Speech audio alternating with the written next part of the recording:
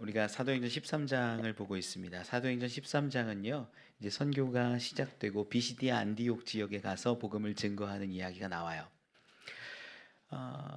비시디아 안디옥 지역에 바울과 바나바 일행이 도착했을 때 거기에서 안식일에 회당에서 말씀을 듣기도 하고 외우기도 하고 이랬습니다. 거기에서 회당장이 얘기하는 거예요. 너희가 우리에게 권할 말이 있으면, 우리를 위로할 말이 있으면 좀 전해라, 명령을 해요.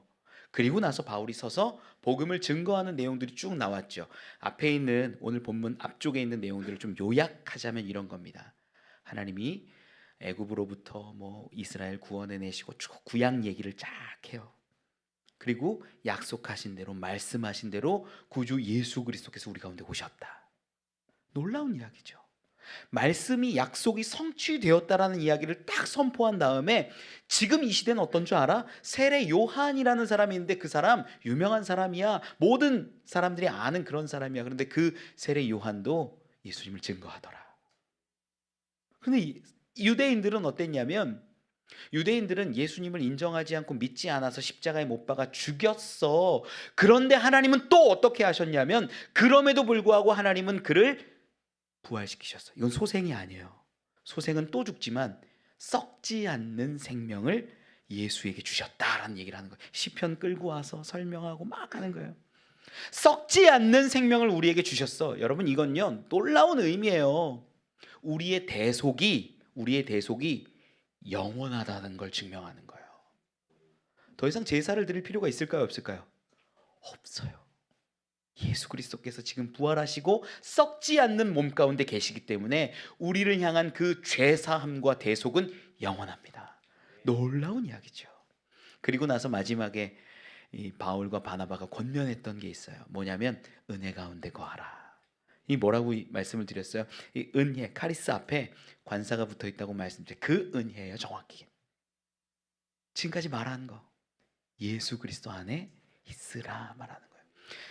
유대인들에게 큰 흐름 두 가지가 있다면 이겁니다. 율법이 율법을 믿고 율법을 따르고 율법을 외우고 율법대로 사는 게 핵심입니다. 그게 유대인들의 가장 중요한 준칙이에요. 그런데 거기 가운데 거하라고 얘기하는 게 아니라 은혜 가운데, 예수 그리스도 안에, 하나님이 죄사하신 그 영원한 죄사함 안에 거하라라고 권면하고 명령하는 거예요. 여러분, 저는 지난 시간에도 말씀드렸지만 이게 우리 가운데 가장 큰 위로와 능력이 됨을 믿습니다.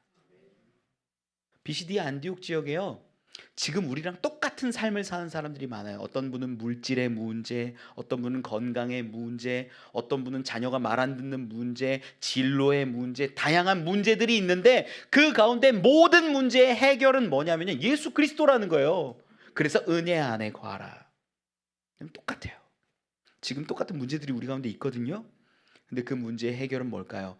목사님이 여러분들의 어떤 말을 듣고 이건 이렇게 했으면 좋겠습니다, 저건 저렇게 했으면 좋겠습니다, 이게 해결책이 아니라 예수가 해결책이에요. 이걸 우리가 알고 깨달을 때 이제 내 삶이 해석되어져요. 어떻게 살까? 예수로 사는 거야. 말씀으로 사는 거야. 말씀이 기준이 되는 거야. 이런 삶을 살아가야죠. 이렇게 첫날 안식일에 회당에서 복음을 전했더니 사람들이 뭐라고 해요? 야, 다음번에도 이 말씀을 전해라 요청한 거예요. 그리고 그 다음 주가 된 겁니다. 오늘 본문 이야기는 그 다음 주 이야기로 시작을 해요. 우리 같이 읽으면서 은혜를 좀 나눠볼까요? 우리 44절 같이 읽어봅시다. 시작. 그 다음 안식일에는 온 시민이 거의 다 하나님의 말씀을 듣고자 하여 모이니. 아멘. 이 한국어 번역이 잘 돼서 굳이 헬라어를 안 봐도 되는 게, 온 시민이 거의 다 모였대요. 생각해 보세요. 비시디아 안디옥 지역을요, 제가 유적지를 구글 통해서 좀 봤더니 유적의 사진들을 보니까, 제가 자료를 못 준비해서 죄송한데 거기에 10,000명이 넘게 들어가는 경기장이 있어요. 비시디아 안디옥 지역에. 그러면 그 도시가 커요, 작아요? 여러분, 옛날 고대예요. 2000년 전이에요. 2000년 전에 10,000명이 들어가는 경기장이 있다라는 건 그 도시가 큰 거예요, 작은 거예요? 큰 거예요. 그 가운데 대략 유대인들은 5%에서 7% 정도 있을 것으로 추정을 하거든요. 얼마 안 돼요. 그 전체 도시 가운데 해당하는 게 인구가 별로 안 돼요. 그런데 이 자리에 얼마나 많이 모였냐? 온 시민이 거의 다래요. 물론 안 온 사람들도 있겠죠. 안 온 사람들도 있겠지만 바울이 볼 때에 정말 다 온 거예요. 너무나 많은 사람들이 그 회당 안에 모였다라는 것을 우리가 알 수 있어요. 바울이 처음에 복음을 전하려고 회당 안에 섰을 때 뭐라고 얘기했는지 대상에 대해서 기록을 하는데 13장 사도행전 13장 16절을 읽어보면 이렇게 기록을 합니다. 같이 한번 읽어볼까요? 시작. 바울이 일어나 손짓하며 말하되 이스라엘 사람들과 및 하나님을 경외하는 사람들아 들으라. 아멘. 회당에는요 두 부류가 있습니다. 두 부류가 어떤 부류냐면 하나는 이스라엘 사람들이에요. 그리고 하나는 어떤 사람들이요? 하나님을 경외하는 사람들이에요. 왜 이렇게 두 부류로 구분을 했을까? 이스라엘 사람들은요 당연히 하나님 경외해요. 당연히 율법 믿고요, 듣고요, 따르고 행해요. 그런데 이스라엘 사람이 아니면서 하나님을 경외하는 사람들이 있을까요, 없을까요? 있는 거예요. 그래서 이렇게 두 부류로 설명을 하는 건데 이 사람들은 이방인이에요. 하나님을 경외하고 하나님을 따르지만 이방인이에요. 그러니까 이렇게 표현해요. 비시디 안디옥 지역에요 나름 여호와 하나님을 고백하고 전도하는 일들이 있었을 것으로 보여요. 어떤 유대인들은요 정말 신실하게 살았을 거예요. 그러니까 사람들이 야 니네 종교는 뭐야? 우리는 여호와 하나님을 믿어. 모세로부터 시작된 그 율법을 따라 이런 것들을 가르치고 했을 때 회심해서 유대인처럼 여호와를 경외하고 회당에 모이고 살아가는 신앙인들이 있었을 것이라는 걸 우리가 알게 돼요. 이렇게 복음을 전했었는데 이제는 어떻게 되고 일주일 만에 온 시민이 회당 안에 모였다라는 거예요. 여러분 이 회당이 얼마나 큰지 알 수는 없습니다. 제가 뭐 한 1000명 모이는 회당이었으면 클까요? 그 당시 어마어마한 거죠. 1000명 모이는 거면 우리 이 논현동이나 이 지역 가운데 한 2000명, 3000명 모이는 교회 되면 굉장히 큰 교회거든요. 그 정도 되면 큰 교회겠죠. 거기에 온 시민이 모였다라고 한번 생각해 보세요. 경기장에 10,000명이 모일 수 있는 그런 지역인데 아마 몇만 명 되는 큰 도시였을 텐데 그 작은 회당에 정말 너무나 많은 사람들이 모였다라고 우리가 상상해 보면요, 회당은요 아수라장이었을 거예요. 우리 교회 좌석이 얼마 안 돼요. 그런데 여기에 한 300명이 있다고 한번 생각해 보세요. 바닥 다 깔고 앉고 위에까지 올라와 앉고 400명, 500명 앉아 있다고 생각해 보세요. 여러분 놀래요, 안 놀래요? 놀래죠. 근데 이 사람들이 왜 왔냐라는 게 핵심이에요. 다시 오늘 본문 44절을 보면 끝에 이렇게 기록해요. 온 시민이 거의 다 하나님의 말씀을 듣고자 하여 모이니. 하나님의 말씀을 듣고자 해서 모였대요. 여기서 말하고 있는 하나님의 말씀이요 원어로 보면요 관사가 붙어 있어요. 그 말씀이에요. 말씀도요 로기온에서 단수형이에요. 그 말씀 하나 때문에 온 거예요. 쉽게 말하면 여러분 바울이 회당 안에서 복음을 전했던 내용을 우리가 쭉 정리했어요. 그런데 그 가운데 기적이 있어요, 없어요? 기적은 없어요. 뭐 눈 못 보는 자가 눈을 떴다든지 못 걷는 자가 걷는다든지. 사도행전 내용은요 기적 같은 것들로 가득 채워져 있거든요. 죽은 자가 살아나는 기적도 있고요, 놀라운 기적으로 가득 차 있는데 그런 기적이 비시디아 안디옥 지역에서 복음을 전할 때 있었어요, 없었어요? 없었어요. 그냥 말씀대로 약속대로 우리 가운데 오신 예수 그리스도 메시아를 증거했고요, 세례 요한이 증거한 예수 그리스도를 선포했고요, 그가 죽었지만 썩지 않을 몸으로 다시 살아났다라는 이야기를 전했어요. 우리가 그 증인이다라고 선포를 했어요. 그게 다예요. 그런데 온 시민이 모여든 거예요. 뭐 들으려고? 말씀 들으면 잘 된다, 말씀 들으면 성공한다, 말씀 들으면 형통한다, 물질의 문제가 해결된다, 축복을 준다. 아니라는 거예요. 그게 그 말씀 하나 때문에 왔다라는 거예요. 뭐예요? 예수 그리스도 때문에 왔다라는 거예요. 그럼 저는 이게 놀라운 도전이 됩니다. 우리 교회 똑같아요. 이 세상 교회도 똑같아요. 많은 세상 사람들은요, 알지 못하는 사람들은 뭐 때문에 오냐면 가면 내 질병 좀 치료받을 수 있을까요? 내 자녀 문제 좀 해결할 수 있을까요? 나 죽으면 천국 갈 수 있을까요? 수많은 소망과 바람들 가지고 문제 가지고 올 때 있어요. 저 그거 잘못된 거 아니라고 생각합니다. 그런데 조금 더 깊어지면 뭐 때문에 오냐면 말씀 들으러 온다라는 거예요. 예수 만나러 온다라는 거예요. 하나님의 그 말씀, 복음, 생명, 예수 때문에 모이는 사람들이 있었다라는 거예요. 이 비시디아 안디옥 지역은요, 제가 볼 때 하나님이 바울에게 주신 놀라운 축복이었어요. 온 시민이 어떻게 모일 수 있을까? 그가 전한 건요, 기적이 아니고 능력이 아니고 뭐 권면이 아니었어요. 그냥 예수였어요. 그런데 온 시민이 모여드는 걸 보고 바울은 어땠을까? 마음이 벅찼을 것 같아요. 기뻤을 것 같아요. 여러분, 여러분들이 어떤 마음으로 어떤 생각으로 여기 오는지 한번 좀 돌아봤으면 좋겠어요. 어떤 분들은 위로받길 원해서 옵니다. 나 잘 살고 있지요? 확인받고자 오는 분들도 있습니다. 건강 얻고자 오는 분들이 있습니다. 자녀의 축복을 위해서 오는 분들도 있습니다. 그렇게 올 수 있어요. 오는 것도 그래도 귀하고 복돼요. 그런데 이제는 조금 더 깊어지고 성숙해진다면 오직 그 말씀, 예수 그리스도, 그분을 보고 듣고 경험하기 위해 이 자리에 나오는 분들이 되시길 축원합니다. 이게 우리 가운데 기준이 되어야 하는 거예요. 자, 말씀 돌아와서 보면 45절에는요, 이런 장면을 본 유대인들의 반응이 기록돼요. 45절 같이 읽어볼까요? 시작. 유대인들이 그 무리를 보고 시기가 가득하여 바울이 말한 것을 반박하고 비방하거늘. 아멘. 바울이 말한 걸요, 반박하고 비방합니다. 뭐라고 얘기하냐면, 야, 네 말 잘못됐어. 네 말 틀렸어. 야, 하나님의 말씀은 이런 거야. 자기의 논리로 설명을 하기도 하고 율법 가지고 들이대면서 싸우기도 했겠죠. 논쟁했겠죠. 그런데 바울은 성경에 대해서 무지한 자가 아니에요. 잘 알아요. 가말리엘의 문화에서 배웠고 그 누구보다 학식이 있었고 열심히 있고 열정이 있는 자였어요. 그러니 논쟁에서 밀릴까요? 안 밀려요.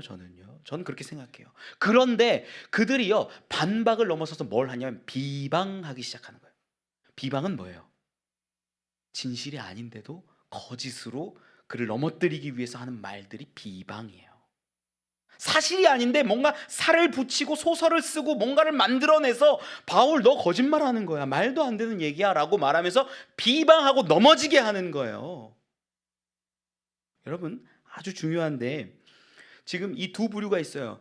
회당 안에 어마어마한 지금 온 시민, 거의 다 온 사람들은요, 하나님의 말씀 예수 그리스도를 들으려고 모여 있고 나머지 사람들은요 비방하고 반박하는데 그 사람들은 지금 바울에게 대적하고 있어요. 이 두 부류가 딱 드러나요. 이 다음 절 보면은 이 두 부류에 대한 해석도 나오는데, 이 두 부류, 특별히 유대인들을 가만히 보면 왜 비방하고 왜 반박했을까요? 45절에 정확히 기록하는데 앞에 뭐라고 기록해요? 유대인들이 그 무리를 보고 시기가 가득하여. 먼저 뭘 본 거예요? 무리를 본 거예요. 사람을 본 거예요. 자, 비시디아 안디옥 지역 가운데 두 부류가 있었다고 그랬죠. 회당 안에 이스라엘 사람들, 하나님을 경외하는 사람들. 하나님을 경외하는 사람들은 뭐예요?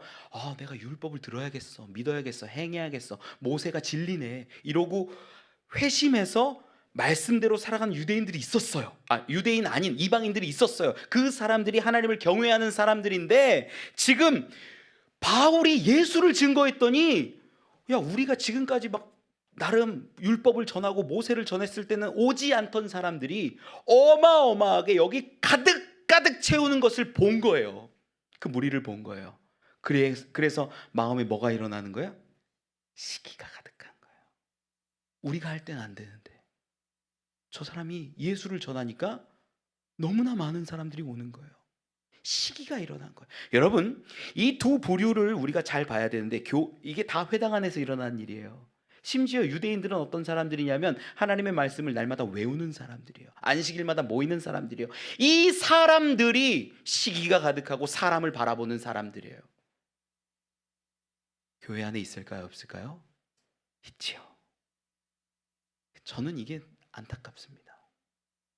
하나님을 아는데, 말씀을 외우는데, 날마다 안식일에 모이는데 사람을 보고 시기심이 가득한 사람들이 있어요. 교회 안에.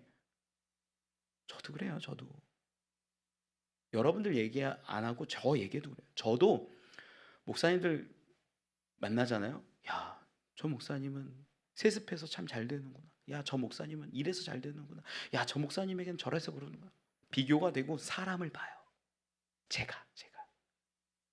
성도들은 어떨까요? 보통 사람들은 어떨까요? 똑같죠.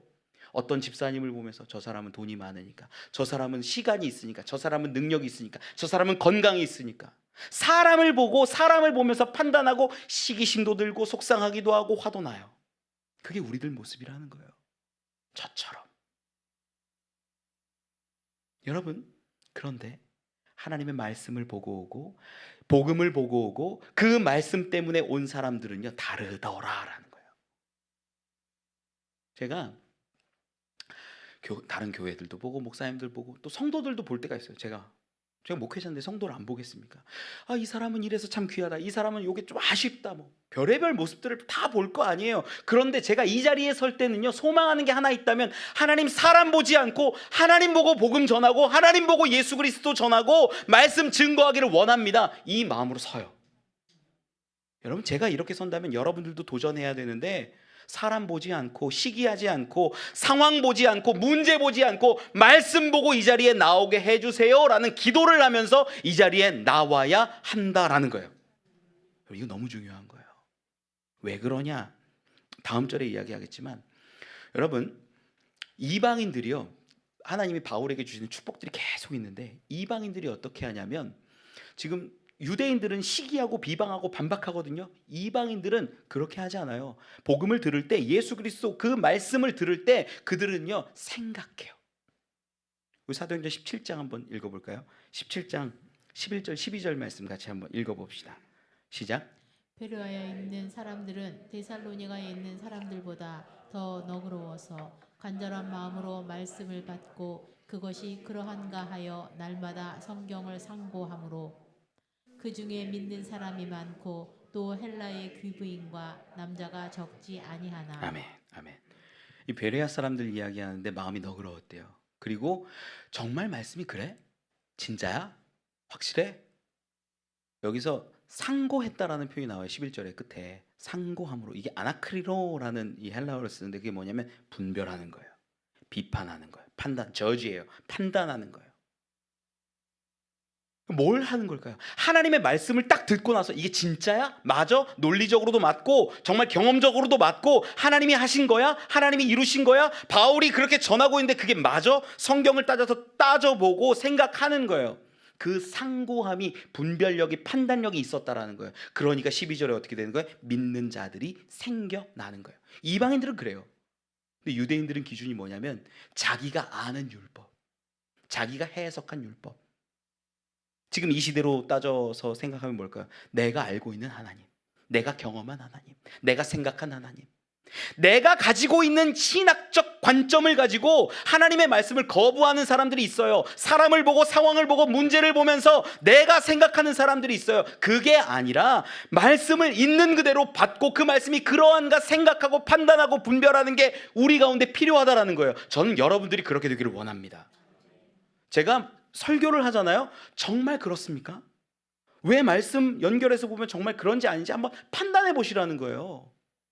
이게 안 되면요 말씀이 나한테 오지 않아요. 그냥 목사의 말이죠. 말씀을 생각하고 판단해야 그러하다 정말 분별이 되어지면 그 말씀을 따라 살아가는 사람들이 생길 거 아닙니까? 이게 안 되면 늘 헷갈리는 거예요. 무너지는 거예요. 여러분, 더 놀라운 이야기가 다음 구절에 있는데요. 46절 가운데 이렇게 기록을 해요. 본문 46절 돌아와서 같이 읽어볼까요? 시작. 발과 바나바가 담대히 말하여 이르되 하나님의 말씀을 마땅히 먼저 너희에게 전할 것이로되 너희가 그것을 버리고 영생을 얻기에 합당하지 않은 자로 자처하기로 우리가 이방인에게로 향하노라.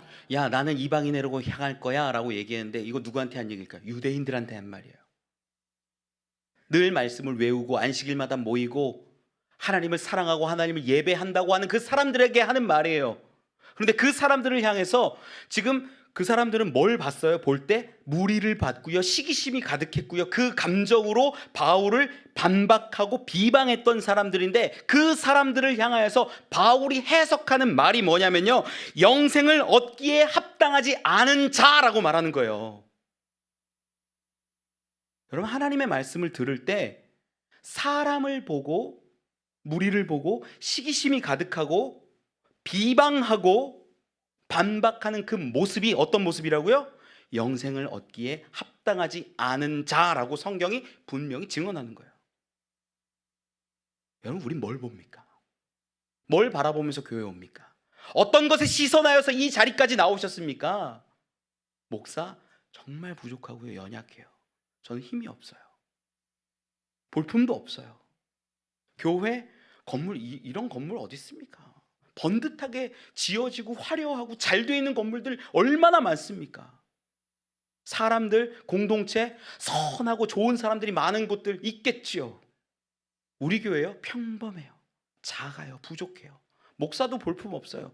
그런 것들 보고 나오면요, 불평과 불만과 문제가 나오겠지만 예수 그리스도를 보고 그 말씀을 보고 하나님 앞에 나오는 사람은 조금 다르더라라는 거예요. 불평과 불만과 비방이 가득한 사람을 가리켜서 영생을 얻기에 합당하지 않은 자라고 성경이 말하지 않습니까?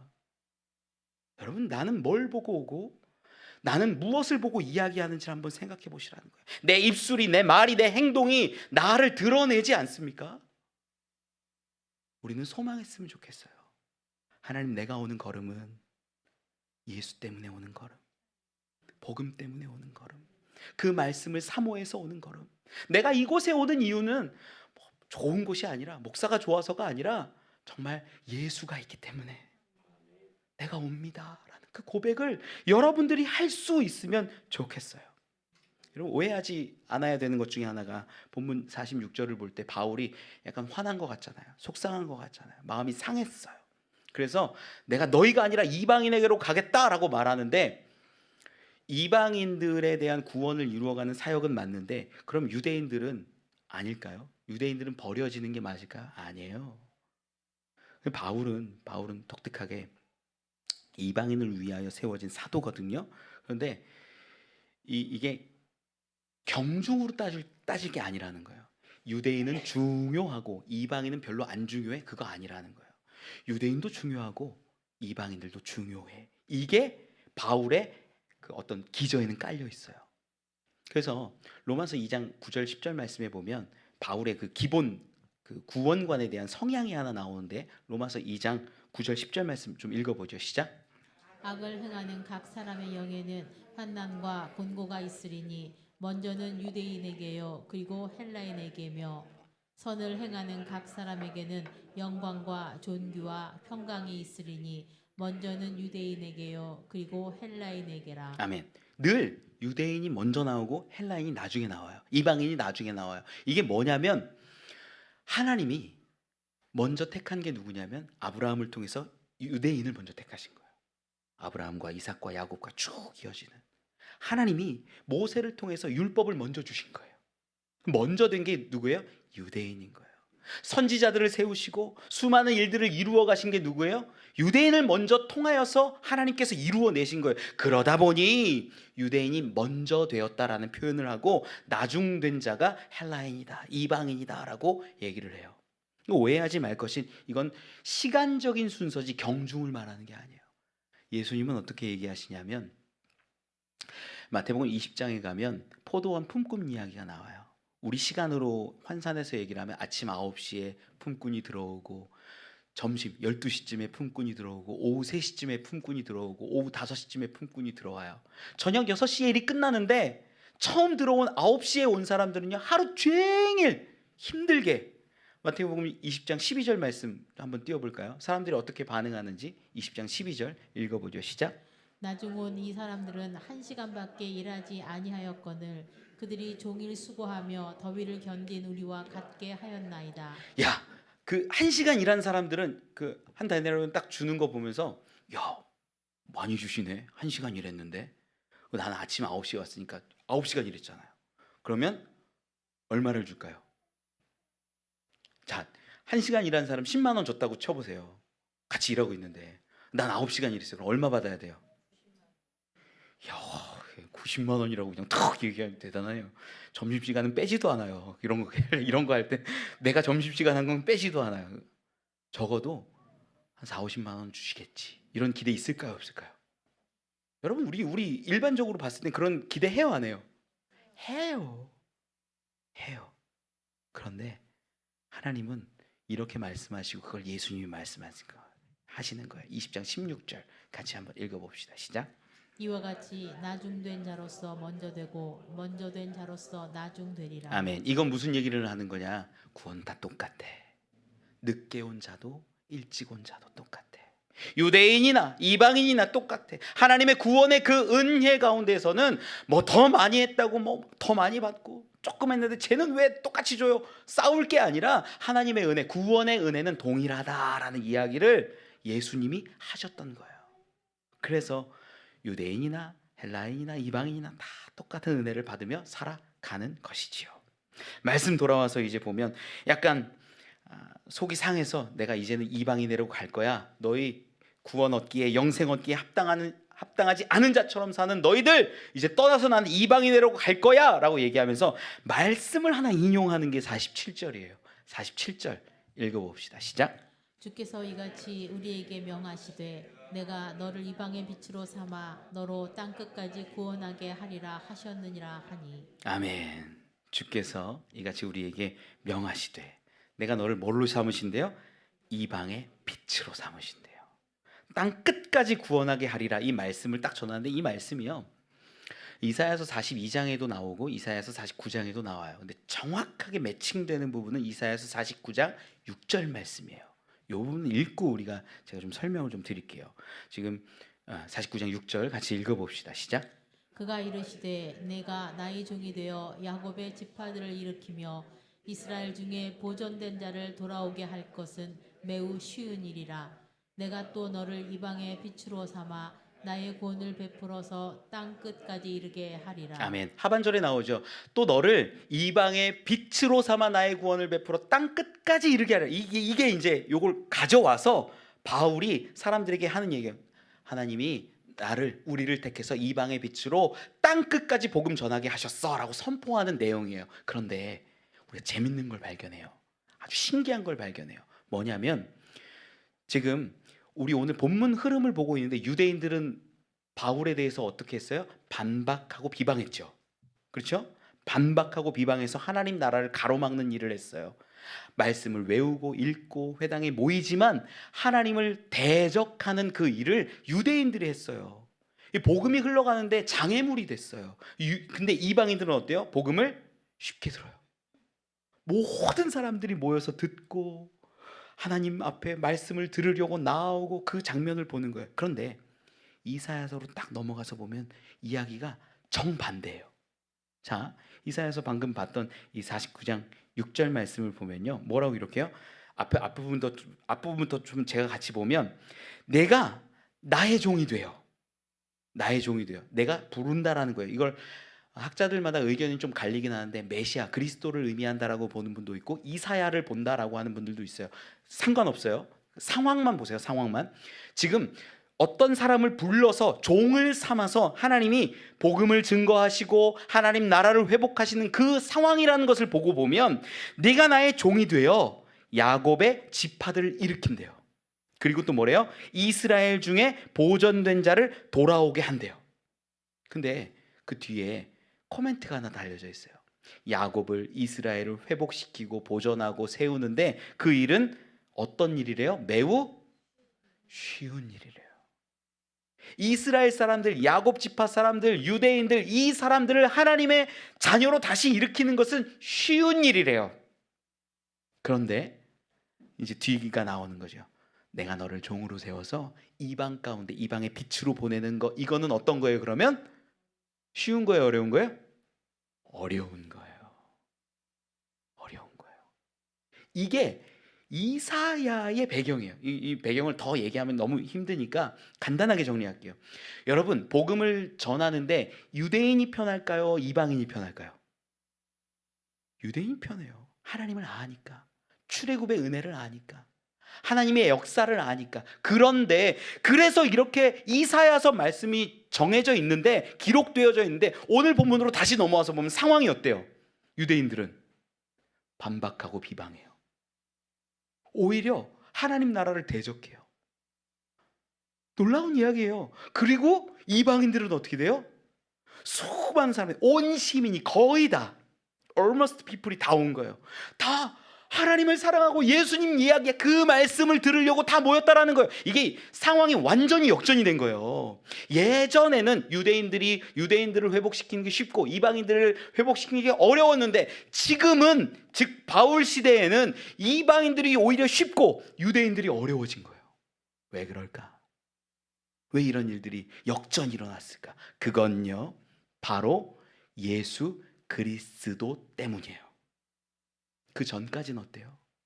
그 전까지 복음을, 하나님의 살아계심을 증거하고 싶은데 뭘 얘기해야 되냐면요, 유대인들은 출애굽 얘기하는 것밖에 없어요. 시내산에서 우리에게 주신 율법 얘기하는 것밖에 없어요. 선하게 살라는 얘기밖에 없어요. 이런 것들 얘기하는 게 다예요. 그리고 하나님이 우리를 버리시지 않았다. 그럼 지금 현실은 어때요? 현실은 로마의 속국으로 살아가고 있고 어렵게 지내고 있어요. 그러니 내가 유대인들의 하나님을 전하고 싶지만 전해지는 게 잘 될까요? 안 될까요? 안 되는 거예요. 안 되는 거. 어려운 거예요. 여러분 한번 나가셔서요, 예수 빼고 복음 전할 수 있는지 한번 생각해 보세요. 어떻게 전할 수 있을까요? 이스라엘을 애굽으로부터 구원해 내셨습니다, 이런 얘기? 시내산에서 우리에게 율법을 주셨습니다, 이런 얘기? 이걸로 저들의 마음이 열릴까요? 정말로 하나님이 살아계심을 증거하고 인정할 수 있을까요? 쉽지 않아요. 그런데 놀라운 사건이 일어난 거예요. 예수가 우리 가운데 오셨고 그분이 죽으셨지만 썩지 않을 몸으로 부활하셨다라는 거예요. 이걸 선포하니까 이게 너무나 간단하고 쉽고 우리 가운데 놀라운 말씀으로 전해지는 거예요. 로마서 5장 8절에 뭐라고 기록합니까? 같이 한번 읽어봅시다. 로마서 5장 8절 시작. 우리가 아직 죄인 되었을 때 그리스도께서 우리를 위하여 죽으심으로 하나님께서 우리에 대한 자기의 사랑을 확증하셨느니라. 아멘. 여러분, 예수 그리스도가 죽으시고 부활한 게 우리를 향한 하나님의 사랑의 확증임을 믿으시기 바랍니다. 여러분, 이거 근데 보통 사람들이 확증이라고 생각 안 해요. 이게 왜 확증이야? 이게 확실해? 확실한 증거야? 정말 나를 사랑하는 거 맞아? 네, 그렇다라는 거예요. 성경이 증언하는 건요, 지금까지는 보이지 않았어요. 바울 시대 기준으로 볼게요. 지금까지는 느껴지지 않았고 보이지 않았고 확실하지 않았어요. 그런데 메시아가, 그리스도가 우리 가운데 분명히 오신 사건이 일어난 거예요. 이게 확증이에요. 확증. 그러니 이걸 믿고 이걸 내가 어떻게 감출 수 없어서 복음을 증거하는 사람들이 거리마다 나가는 거예요. 바울이, 바나바가 선포하는 거예요. 사람들이 그걸 보고 믿게 되는 거예요. 여러분, 복음을 전하는 건요, 사실 굉장히 쉽습니다. 예수 그리스도를 내가 믿으면, 정말 나를 위해 죽으시고 부활하신 분이라는 것, 썩지 않고 영원하신 분이라는 것을 내가 믿고 인정하면요, 복음 전하는 건 어렵지 않습니다. 여러분, 율법 가르치는 게 더 어려워요. 우리를 위하여 오셨고 그분이 돌아가시고 부활하셔서 확증하신 그 놀라운 사건을 증언하고 선포할 수 있는 여러분들이 되기를 소망합니다. 자, 말씀을 돌아와서 계속 읽어보면 48절에 기록을 하죠. 48절 같이 읽어봅시다. 시작. 이방인들이 듣고 기뻐하여 하나님의 말씀을 찬송하며 영생을 주시기로 작정된 자는 다 믿더라. 아멘. 이 부분이 제가 이 부분을 헬라어로 이렇게 좀 직역을 좀 해보다가 제가 좀 번역을 해본 게, 좀 쉽게 번역을 하면 이렇게 돼요. 이방인들이 들었다. 하나님의 그 말씀을 기뻐하고 찬송했다. 영원한 생명에 지정된 자들이 믿었다. 이렇게 번역을 할 수 있어요. 쉽게 번역을 해보면 직역을 하는 거예요. 뭐냐면 이방인들이 먼저 듣는 거예요. 하나님의 말씀을 들은 거예요. 그리고 그 말씀, 여기도 단수형이에요. 로기온이에요. 그러니까 수많은 말씀, 열심히 사십시오, 11조 하십시오, 뭐 주일 성수하십시오, 그런 얘기를 들었다라는 게 아니라 뭘 하나 딱 들었다면 단수형인데 하나인데 예수 그리스도 들은 거예요. 지금 증언하고 있는 게 예수 그리스도고 우리를 위하여 오신 분, 그분 증거하는 거고, 메시아 그거 증거했거든요. 그거를 듣고 뭐 했다라는 거예요? 기뻐하고 찬송했다라는 거예요. 여러분, 우리 뭘로 기뻐합니까? 뭘로 찬송합니까? 어떤 분들 열심히 찬송해요. 찬송하는데, 하나님 내 문제 해결해 주셔서 찬송합니다, 내 어려움 해결해 주셔서 감사합니다, 찬송합니다, 기뻐합니다, 이런 분들이 사실 많아요. 근데 여러분, 이젠 바꾸셔야 돼요. 더 기뻐지셔야 돼요. 성숙해지셔야 돼요. 예수 그리스도 한 분만으로 우리가 기뻐하고 찬송할 수 있는 분들이 되기를 소망합니다. 축원합니다. 여러분, 이게 우리 가운데 필요해요. 그랬더니 성경이 뭐라고 이야기하냐면 영생을 주시기로 작정된 자. 이 작정된 자, 전 지정한 자라고 얘기했는데 영어로 보면 appointed예요. 그냥 딱 정한 거예요. 하나님이 택하신 자들, 작정하신 자들, 그 사람들이 어떻게 됐다? 믿었다라는 거예요. 이방인들 가운데 하나님이 구원하시기로 작정한 자들, 이게 유대인에게만 국한되는 것이 아니라 이제는 놀랍게 펴져서 수많은 사람들이 믿고 인정하고 따르게 되었다라고 이야기를 하는 거죠. 한국 교회의 문제 중에 하나가 어떤 거냐면 예수로 기뻐하기보다 내가 잘 되면 기뻐하는 게 더 많다라는 거예요. 저도 그래요. 여러분들 뭐 누구 지명해서 그러는 게 아니라 저도 그래요. 저도 우리 교회가 잘 되면 좋고요, 자녀가 잘 되면 좋고요, 제가 더 잘 되면 좋고, 안 그렇겠습니까? 다 그래요. 한국 교회가 복음의 기쁨을 너무 많이 잃어버렸어요.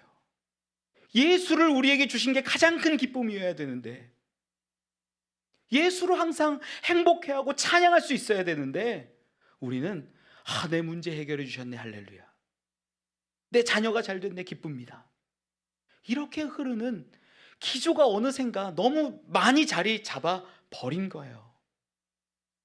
여러분, 오직 예수로 기뻐하십니까? 오직 그 말씀, 예수 그리스도로 만족하십니까? 이게 우리 가운데 회복될 때 우리의 삶이 변해요. 여러분, 제발 저 유대인들처럼 말씀은 외우고 안식일마다 모이지만 비방하고 시기하고 불편해하는 자처럼 살지 마세요. 시선을 예수 그리스도께 고정하세요. 온전케 하시는 이인 그 예수를 바라볼 때 하나님은 우리 가운데 은혜를 흘려 보내시는 줄 믿습니다. 말씀을 맺습니다. 3주간 버스킹을 했어요. 여기 노년역 사거리에서 다음 돌아오는 토요일까지 이제 4주간 계획을 해서 버스킹을 합니다. 버스킹을 하는데 거기서 짧은 말씀을 전해요. 첫 번째 얘기했던 게 뭐냐면, 여러분, 이 세상 사람 모두 죽어요. 뭐 스티브 잡스도 죽고 이건희도 죽고 뭐 다 죽잖아요. 권세 있는 자도 죽고 대통령도 죽고 다 죽잖아요. 지혜 있어도 능력 있어도 다 죽어요. 우리가 이 세상이 덧 없다라는 것을 아는 게 그게 놀라운 은혜와 축복의 시작입니다. 그 얘기를 첫 주에 했어요. 두 번째 주 뭘 얘기했냐면, 우린 죽을 수밖에 없는 존재인데 우리를 위하여 오신 예수 그리스도가 있습니다. 대신 죽어주신 그분이 있습니다. 그분을 얘기했어요. 세 번째가 뭐냐면, 우리 교회 다니는 사람들도 어려운 사람 많고 힘든 사람 많고 무너지는 사람들도 많습니다. 우리가 근데 소망하는 건 이 땅 가운데 잘 되고 성공하고 자녀가 막 빵빵 잘 나가고 그런 게 아니라 영원한 하나님 나라가 있는, 그걸 소망하는 사람들이 우리 그리스도인들입니다. 이걸 얘기했어요. 네 번째가 궁금하시면 돌아오는 토요일에 5시에 버스킹 자리로 오시면 함께 할 수 있어요. 제가 버스킹을 하는데 너무 큰 위로를 받았어요. 3주간 강정민 성도님이 한 번도 안 빼놓고 오신 거예요. 야, 이분이, 강정민 성도 없어서 얘기하는 건데, 이분이요, 찬양도 한 번 할 줄 모르는 분이세요. 이분이 믿음이 있을까? 성경을 얼마나 할까? 모를 수 있어요. 정말 지식적인 거로 따지면 믿은 지 얼마 안 돼요. 어떻게 보면 육신이 힘들어서 오신 것들도 있어요. 그런데 담임 목사 때문에 왔다고 생각하지 않아요. 제 뭐 볼품 없잖아요. 우리 교회 때문에 왔다라고 생각하지도 않아요. 저는 그분이 예수님 때문에 오신 것 같아요. 저한테는 그 마음을 주셨어요. 그래서 그분을 보면 위로가 되는 거예요. 예수님 때문에 왔구나. 쭈뼛쭈뼛 서가지고 전도지 하나 주는 것도 사실 쉽지 않은 일인데 이렇게 하셔요. 얼마나 위로가 되고 얼마나 도전이 되는지 감사했어요. 저에게 주시는 위로였고 저에게 주시는 열매였어요. 여러분, 우리 예수 그리스도 보면, 그 말씀 보면 우리의 삶이 바뀌는 줄 믿습니다. 복음을 전하지 않을 수 없어요. 내가 만난 하나님, 내가 만난 예수님, 그분을 증거하지 않을 수 없어요. 여러분들이 그렇게 살아가셨으면 좋겠어요. 내 유익 때문에 오는 게 아니라 오직 예수 때문에, 그분으로 인하여 나아가기를 소망합니다. 우리 말씀에 합당한 자로 살아가시기를 축원합니다. 우리 같이